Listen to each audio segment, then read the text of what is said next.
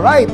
So that's the CIT, that's the central idea of the text. Pangalawa, determine the CIS.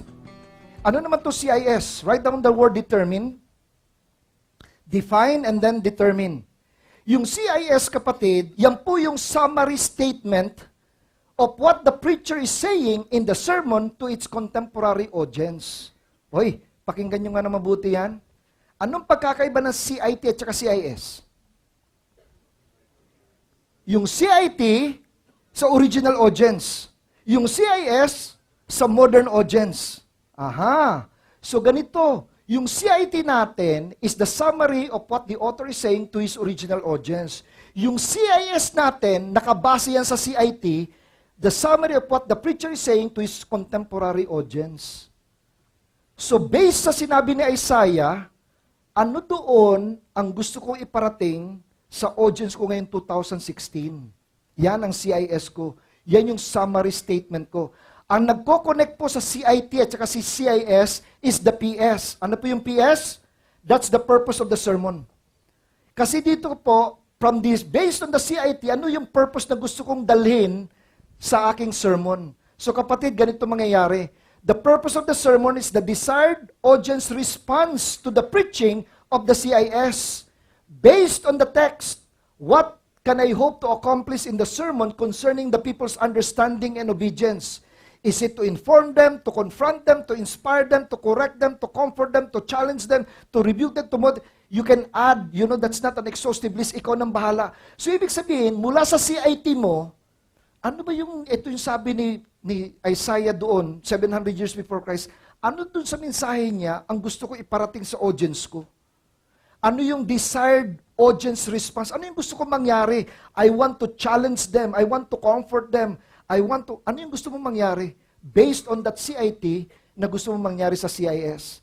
And so kapatid, ito po yung tinatawag na big idea. This is the big idea of your sermon. Your sermon, yung big idea mo, nakabase yan doon sa CIS, pero ito yung gusto mong gawin sa audience mo. Ito yung gusto mong mangyari. My big idea is I want to confront my audience about the way they live their Christian lives. Based on what Isaiah said in Isaiah 64, for example. Alright? So dito po, yung pag-determine po ng CIS, gamitin po natin yung acronym ng CIS. Ang letter C, number 1, you need to consider the different preachable ideas in the passage. Consider the different preachable ideas. Remember, in one passage, it can be preached in several ways. For example, the parable of the prodigal son. How many ways can you preach the parable of the prodigal son? You can preach it from the perspective of the father. You can preach it from the perspective of the younger son who went away. You can preach it from the perspective of the older brother who remained. At least 3 ways you can preach the parable of the prodigal son. Ngayon, yung dumaanan ng level 2, exegesis. Alin sa tatlo, perspective of the father, the younger son, the older brother, is the most accurate with regards to the parable of the prodigal son. Ano yung setting? Why did the Lord Jesus Christ give that parable? The older brother. Yun yung pinaka-accurate. Kasi the Lord Jesus Christ gave that parable as a rebuke to the religious leaders who were not rejoicing as the sinners were coming to Jesus. The sinners were the younger brother. The older brother were the religious leaders. Ginamit niya ang parable na yan para isampal sa kanila. Alright? Ang letter I mo, you now identify the different observable needs of the congregation. Kasi you have to tell them ano yung totoong context. But because of the audience that I have, para relevant sa kanila, let's say, kung yung audience mo, mga fathers na mayroong mga anak na mga suwail, definitely I'd like to preach it from the perspective of the father. Alright? I need to tell them what the parable is all about. But in context, I want to tell them na relevant sa kanila yung context from the father. Kung yung mga audience ko, mga young people na medyo worldly ang ways, I want to preach it from the perspective of the younger brother who went away. Kung yung context ko, mga self-righteous Christians na ayaw makihalibilo sa mga taong mga hindi nakakilala sa Panginoon, then I need to preach it from the perspective of the older brother who remained. So, identify the different preachable ideas and then state the purpose of the sermon. Identify and then state the purpose of the sermon. So, hindi pa rin ako out of context kasi I have to tell them what the parable is all about. Alright? But then I want to shape that sermon in a way that would minister to my congregation? Ano ba talaga yung identifiable need of the congregation? Let's have an example. Let's use the passage of Apostle Paul dito sa Ephesians 4:17 to 19. Okay, let's say, this is a three verses. Let's preach from this. So, basahin muna natin lahat. All together now. Ready, read. With a continual lust for more. Alright. So, pag sabi niya, so I tell you this. Sino yung you? Okay, the Ephesians. And then, he's telling them, you must no longer live as the Gentiles do. So, ano yung gusto niya iparating dito? Pag sabi niya, you must no longer live, what's happening there? Pag sinabi niya, no longer, that means they're still living the same way sa kanilang non-Christian, sa kanilang Gentile ways. And the Apostle Paul is saying, you must no longer live as the Gentiles do. Bakit? Dinescribe niya the way Gentiles live their lives, the futility of their thinking, they are darkened in their understanding, they're separated from God, there's ignorance that is in them, the hardening of their hearts, having lost all sensitivity, they gave themselves to sensuality, indulged in every kind of impurity, and then a continual lust for more. Grabe, ang dami niyang descriptives about the kind of life they used to live. And so, kung ipipreach natin to, let's say ang CIT natin ganito, Paul instructed the Ephesians to stop acting like their fellow Gentiles and start acting like Christ. That would be a CIT about that passage. Ngayon, kung yung audience ko, young people who are beginning to be worldly, ang dami ng mga tattoo, ang dami ng mga nakasabit sa mukha, ang dami ng talagang ginagaya na lahat. And then, my CIT, my PS would be, ang purpose of the sermon, I want these Christian young people to commit to replace worldly ways with Christ-like qualities. So, pwede kong gawing CIS. CIS doesn't have to be a statement. It can be a compelling slogan. So, pwede kong gawin sa CIS ko, stop acting like them, start acting like Him. Pwede yan ang gawin kong CIS. Kung Tagalog yung sermon ko, Tagalog yung CIS ko, pwede kong sabihin, tama na, sobra na, palitan na. You know, something that would relate to them. Now, yung mga young people, mahilig magte-text yan. Kaya pwede kong gawing CIS, sabihin ko, are you one of us or one of them? Ayun. So medyo, yun yung CIS ko, yan yung gagamitin ko sa sermon ko mismo. Alright? Yan yung aking compelling slogan. Yan yung aking big idea. Yan yung gusto ko makarating sa kanila. So, again, when I begin preaching about this, I'm conscious about my audience, but I'm also conscious of what the author was talking about to the original audience. I need to bring these two worlds together. So yung CIS at CIT, pag kinumpare natin yan, obviously yung una mong isusulat yung CIT hindi mo naman kailangan gamitin yan sa pulpito, that is used in the study room. Itong CIS sa pulpito, yung primary concern mo sa CIT is accuracy to the author's intent, while dito, relevance to the audience. Dito, yung form best stated is a theme trust statement. Ito naman, just a winsome, compelling slogan. Kaya yung tanong mo gustong sagutin sa CIT, let's read this together. Ready, read.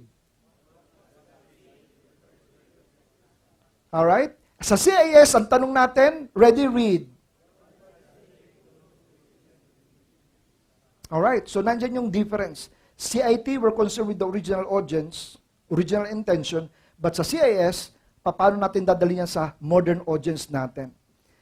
I love the way Chuck Swindoll, when he discussed about the life of Samson dito sa Judges 16, yung Judges 16 can be summarized, yung ating CIT, we can say, the result of Samson's immorality with Delilah was God's judgment upon his very life in the pagan temple of Dagon.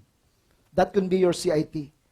But very interesting when Chuck Swindoll preached on this, yung kanyang pinaka-CIS, ganito sabi niya. Sabi niya, God judges any human with a she weakness. That will be the statement. Yan ang dadali natin sa sermon natin. Ito, yung sa Bible, yan ang nangyari. Pero ngayon, ito yung relevant sa atin. God judges any human with a she weakness. Ngayon, another sermon, this one is about washing the disciples' feet. A CIT from washing the disciples' feet, we could say, the reason Jesus washed the disciples' feet was because He sought to set an example of love by humbly serving others. But when Stuart Briscoe preached from this, John 13, yung kanyang pinaka-CIS ganito. Sabi niya, when you love people like Jesus, you don't mind dirt. And so yan yung kanyang pinaka-CIS niya. Yan yung kanyang big idea. When you love people like Jesus, you don't mind dirt. And so again, friends, when we shape our CIS, we are now relevant to our audience. Hinahanapan mo ng paraan, yung PS mo is clear, the purpose of the sermon, what I want, how I want my audience to respond to this sermon. Ano ba talaga yung gusto kong mangyari? And so again, that would be the CIS and then the CIT. CIT and the CIS. Number 3, decide on the title of the sermon. Alas 12 na pala. Sulat nyo na lang yan, and then we will continue with this. Decide on the title of the sermon. By the way, ang ginawa po natin, let me just show you this and then magkaroon tayo ng break na. But just to show you this, ang ginawa po natin dito, I know some of you are trying to copy everything, and then also, ginawa po natin, linagay po natin sa DVD ang lahat ng slides na to, alright? Para hindi po kayo mahirapan magkopya, nandun na po lahat yan, quotations and everything. Tapos, hindi man po kasi para sa lahat yan. Dito po sinamahan natin dito sa slides, lalo na po sa mga nagsisimula pa lang mag-preach, lalo na kung expositor sermons, hindi po kasi madali. We need resources. Paano natin yung way to compare sermons. So sinama po namin dito sa DVD, 3 sermons on faith with PowerPoint. Sinamahan po natin ng 6 sermon series, 6 New Testament books. Yan po ay expositor sermons on all 6 New Testament books. 7 sermons po with PowerPoint, the I am statements of Christ. 9 articles on preaching, 10 sermons with PowerPoint, fruit of the Spirit. 10 sermons with PowerPoint, Philippians, the book of Philippians po, buong sermon ng Philippians. 11 sermons on 1 Thessalonians with PowerPoint. 11 sermons on Colossians PowerPoint. 20 websites of illustration research. Napakahirap po maghanap ng mga sermon illustrations. Meron po mga websites na pwedeng tingnan. Cleanjokes.com, yung mga ganon. So 20 websites po yan. Meron pong 24 audio, MP3, Becoming a Better Preacher, 72 sermons by Rick Warren. Now, ito po mga sinasuggest natin dito. We are not subscribing to everything they say, alright? What we're just trying to say is may mga available po resources na pwede po natin gamitin for comparison purposes. Okay? So, I'm not saying that I agree everything with these people, but 87 websites of free softwares, meron pong 108 topical sermons, internet link. Ano po ibig sabihin niya, 108 sermons, internet link? Kapag naka-Wi-Fi po kayo, pag clinic po ninyo yan, diretso po yan dun sa website, and then that website will take you to that particular sermon. So, nandito po 140 study lessons on life and teachings of the Lord, 177 sermons audio, para mapakinggan nyo, 187 sermons by Jim Taylor, 250 sermon notes and outlines, PDF files po yan. Ang maganda po niya kasi mga outlining. Gusto ko po yung mga outlining kasi po, civil engineer po ako. I love symmetry, I love structure. Lahat ng sermon ko po, ginagawa po ng outline. Minsan nakakapagod po yan, pero again, depende po yan sa style ng mga preachers. 364 Bible study lessons para sa Sunday school po yan. 521 Old Testament sermons, internet link po yan. 1,296 New Testament sermons, internet link po yan. 2,000 plus sermons, internet link. Napakarami po ng resources sa internet. Ang purpose lang po natin dito, para po kayo, maraming mga resources na pwede nyong gamitin for comparison. Ngayon, kung kukopyahin nyo lang po yung sermon dyan, kinopya nyo lang yung sermon. Huwag nyo po sabihin sa, you know what, I studied so hard. Nagawa ko po itong sermon, wala na po. Yan na po yung problema na po yan. Ha? And so, again, we can be honest. You know what, friends? I was looking through the internet. I was so challenged by this sermon. I tried to study it. I'm trying to find a way how to express it in my own way. Pero napakagaling po ng pagkakagawa ng outline. Hindi ko na po ma-improve yung outline. Gagamitin ko po yung outline niya. Okay lang po yan. Honest tayo eh. Ibig sabihin, we're just trying to, relay this to them. So, nandyan po lahat ng sessions natin ngayon hanggang mamayang hapon. Nandyan na po yan. Lahat ng files po, nandyan na po lahat ng slides. Now, I'm using MacBook. Karamihan sa inyo ay PC.